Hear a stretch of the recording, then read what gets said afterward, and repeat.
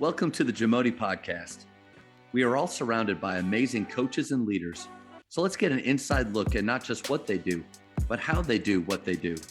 After all, becoming the best versions of ourselves is Jamodi, just a matter of doing it. Coaches, the Jamodi podcast is powered by Shoot 360. The future of basketball has arrived in Dallas-Fort Worth. Shoot 360 combines the latest sports technology with the fundamentals of basketball skill development. The result is a one-of-a-kind video game-like basketball program designed to improve your shooting, dribbling, and passing. Visit shoot360dfw.com to learn more and register for your free 1-hour workout evaluation. Shoot 360, the future of basketball is here. Culture's a buzzword that another coach down here said that 20, 30 years ago, they never used that word culture. It's kind of new, but we all have one. And getting to watch yours, you have these players come from different areas of the country, different backgrounds. They have different basketball experiences. Some are good. Some, they've kind of fallen, and now and it's interesting to see that. So you have all these different types of personalities. How does the culture drive the performance of your team? Yeah, well, the first thing initially, and now because of the success we had, not because of the show, but even before we had decent success, I tell them when they walk through the door, you're not failing on my watch. And so I ingrained that in them. You're not failing on my watch. And so initially letting them know that I really care about their success. And in order for you to have the individual success, we got to change those habits and change how you respond. And you have to win. You have to win. Because that winning on your resume, having the winning habits, having those attributes on learning how to win and come together and be disciplined so that you can have success, that's how you get hired. That's how you attract.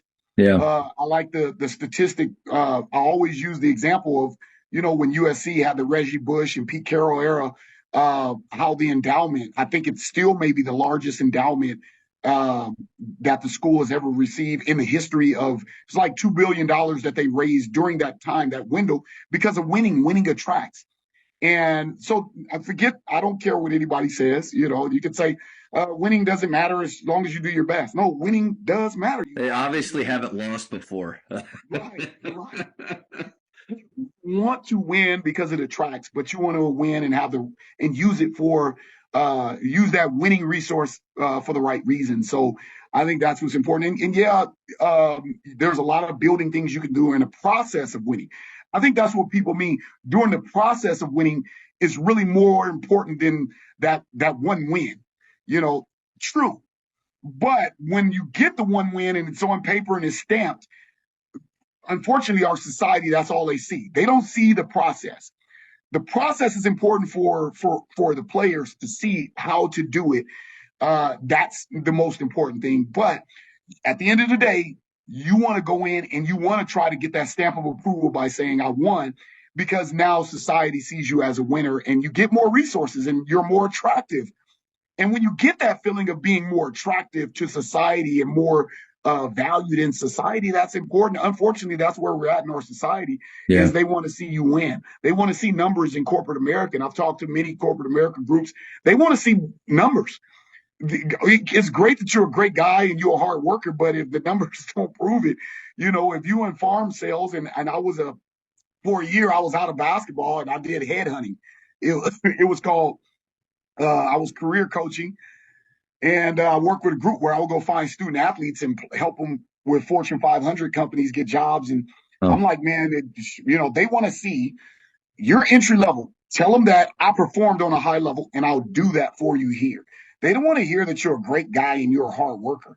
They want to know, can you perform and have you done numbers? So the guys that were easier to get in the door were the guys who were all conference, who won championships, who have shown, I had a young lady who hit and I'll just throw it out there. She had a game-winning run in one of those years in the early 2000s of UCLA's, softball championship. And she had the walk-off home run.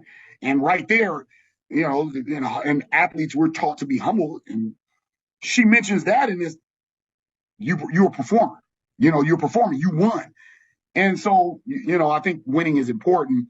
But yeah, the process in which it takes is what we're saying. So winning, you're going to win. You're going to be successful on my watch. You have no choice. Now, when I say that, I'm like, shoot, I don't know how to do this, but yeah, because once you say it, now you actually got to make it happen. And it's interesting to watch you. Sorry, I didn't mean to cut you off. It's interesting to watch you through that process too, because you do come out and you set that tone, which I think that's healthy. To think that like we as believers, we shouldn't be about winning. I think it's synonymous with excellence. We're supposed to be excellent in everything that we do, and you do that with your coaching. You do that with your family. But man, when you start with that tone, and then as seasons go, sometimes you have a little bit of losing here and there. No matter what your resume, you start to see players, and it's different with you because these players have interviews about what they feel. Like my players just go home. They don't have to get on a camera and say, well, how does it feel? I don't really know what we're doing right now. And that's what a different experience. When they do and have a few maybe losses early on, how do you keep them focused and moving forward? You know what? In some cases, you got to almost ignore the negative and just keep going because they can get so caught up into it. And myself, I can get so emotionally caught up into it.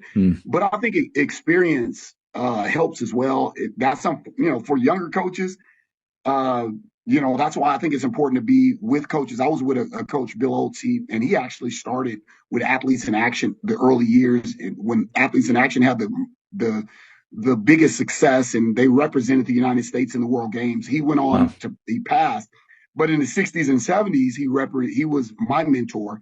And so I was able to be under that. And his mentor was John Wooden. And John Wooden color commentated for that Athletes in Action group. And so to get good mentors where you can see how they handle success and failures, and John Wooden said it to me personally. He says it in a lot of his commentaries and a lot of his videos, but I got a chance, my mentor used to go to breakfast with him once or twice a month. I would get like once, maybe a year, for about 3 years. That's pretty cool, though. Yeah. And what he told me is he said, for every high, there is a low. I asked him about recruiting. That's another conversation. But he said, for every high, there's a low. He said, you just got to stay, there's going to be ebb and flow in basketball and don't get too high, don't get too low. And I like what Jerry West says as well. He says, you're not as great as a coach or as great as everybody thinks you are, and you're not as bad as everybody thinks you are. So just you stay right there and stay even keeled. And so I take that approach with winning and losing and with failures and success. It wasn't as bad and it wasn't as good. The win wasn't as good. We got to get better and let's just keep it pushing. And so I watched my mentor, how he handles success and failures, and you go in there and watch film and you get better. And you have a level of expectation and you make the student athlete feel like, oh, the worst thing could happen is we lose. And then when we do lose, you show them that's not the worst thing that can happen. Here's what we got to do. Here's what we can do to get better. And we pursue that. And they're surprised, like, wow, I think coach was going to slit his wrist because we lost. Because I wanted to seem that important. Yeah. But then when we lose, because, everybody will tell you, that Michael Jordan commercial and all these commercials and Kobe, his commentary, everybody will say they failed more than they won. But when they won or had success on the big stage, it looks like they always have it. And it's like, no, you learn a lot in losing and in failures and in struggles. There's a lot of CEOs, a lot of billionaires, those with startup companies, they'll tell you about all their failures, and they got many more failures than they have successes, from Mark Cubans to Jeff Bezos and just all of those guys, Elon Musk. They have those stories where they fail. And but just to be able to say, okay, let's get back to work and let's grind, and let's work just as hard. And just as we brush off winning as let's enjoy it, but then move on, let's soak and understand that doesn't feel good, and let's move on and let's get better. And life is going to be that way. It's painful. I shared that in that last scene of the first season. Like, dude, just going to be a lot of hurt in life. And so this hurts, and we just got to move forward. Thank you for checking out today's episode. Please take a moment to subscribe to this podcast, share it with your fellow coaches, and find us on social media for what's coming up next on the Jamodi podcast. It's just a matter of doing it.